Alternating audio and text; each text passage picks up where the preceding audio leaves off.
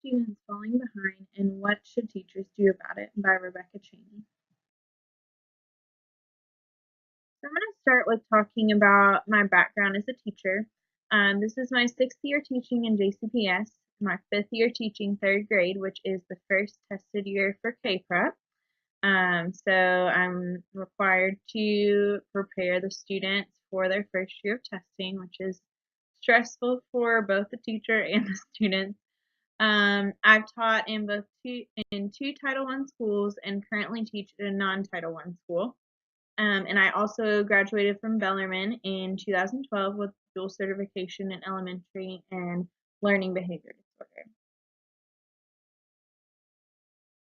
So why I chose this topic, I've been seeing more and more students falling through the cracks, and I am sort of at a loss as an educator on what to do with these kiddos.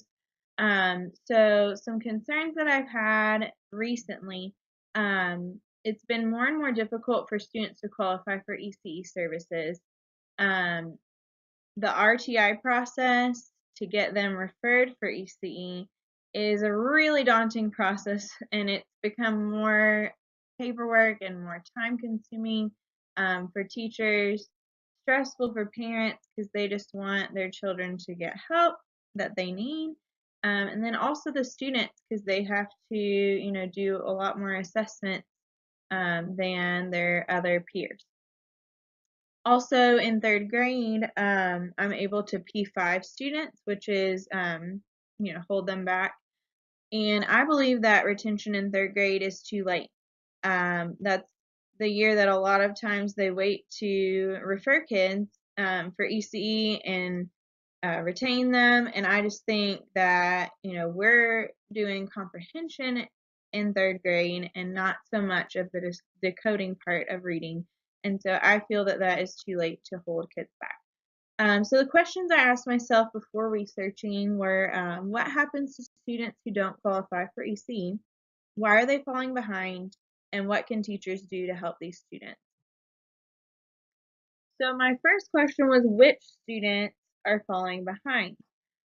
So from the research that I gathered and what I've experienced in the classroom, most of these students that are falling behind are low income, minority, or both. And in our class this year, we've talked about these different groups of students and how there are so many disparities in their way that it is difficult for them to access the curriculum the same as their peers. I also looked up some research about No Child Left Behind and how that increases test accountability and then separates these students into categories and then targets resources for just specific types of students, which are low income, minority students. So the next question was, when are students falling behind? And this brought me to a lot of research on the achievement gap. So according to one of my resources, school readiness can be predicted by the time a child is 3 years old. So that's huge. It starts way before they come to school. And so there was research done about professional parents versus lower income families, and the number of words that professional parents spoke to their children was so much more than lower income families. So then those lower income students come to us with way less vocabulary and less complex vocabulary as well. And then the gaps widen as students progress through school, and it says that by the time they get older, around 2/3 we've found large differences in achievement, and so there's a 2/3 difference by the time they graduate from high school. So then I brought myself to, why are students falling behind? And there's a bunch of different reasons, but some of the ones that I found were one is testing accountability. So, students and teachers and administrators and schools feel the stress of testing accountability, um, and so much instructional time is used for teaching test taking strategies, that these kids that they still need the basics. They're not even remotely ready for testing strategies. They're missing out on regular instruction plus the basics they need and getting all of this test prep. Um, so they may know how to take a test, but they won't know the answer because they're missing out on a lot of instruction. And also, expecting all students to pass an identical test is not fair.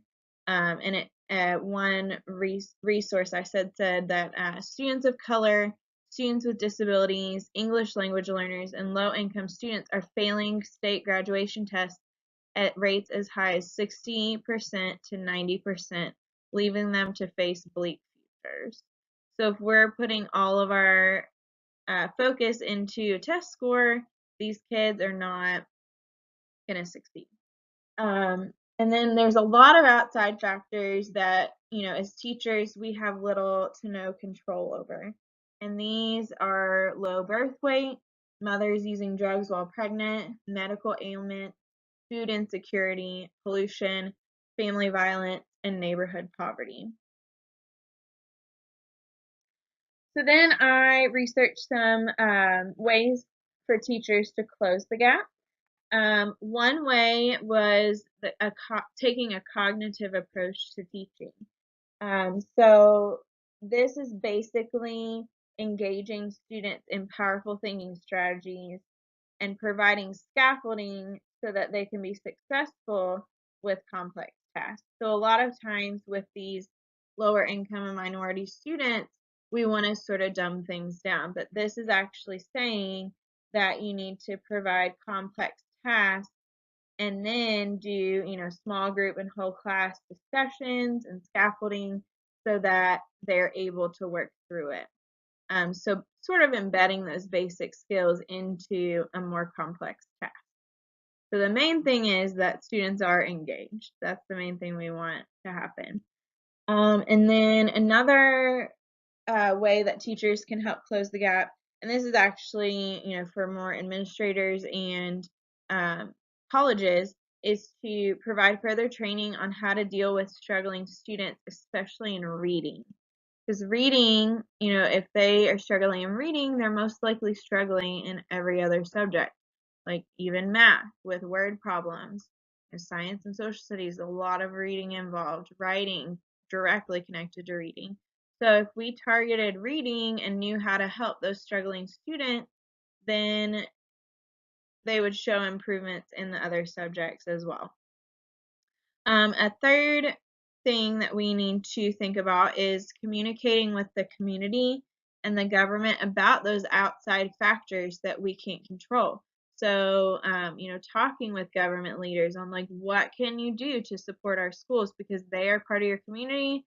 The children are the future, and we've got to invest in them for the good of the future of our community.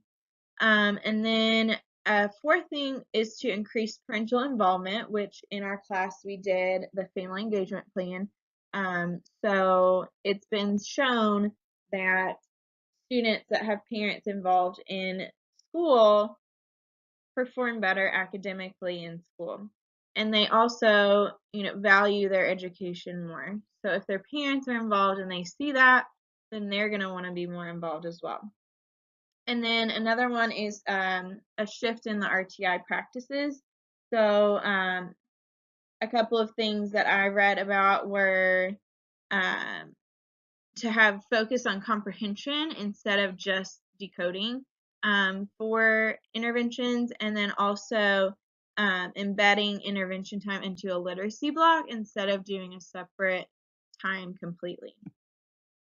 Then some ways that I am going to make a change in my classroom and in my school is to try to understand student perspectives, to talk with them and get to know them and their families, to voice concerns with administration, community, and government, implement my family engagement plan, which includes parent-led book clubs and a homework hotline, as well as other things. And then also to adopt that cognitive approach to learning. I went to the Deeper Learning Symposium over the summer, and I really want to do passion projects with my students this year. So those are some of the things that I'm going to implement in my classroom, and I hope that this gives you some insight into why our low income and minority students are struggling and what you can do as a teacher to help that. Thanks.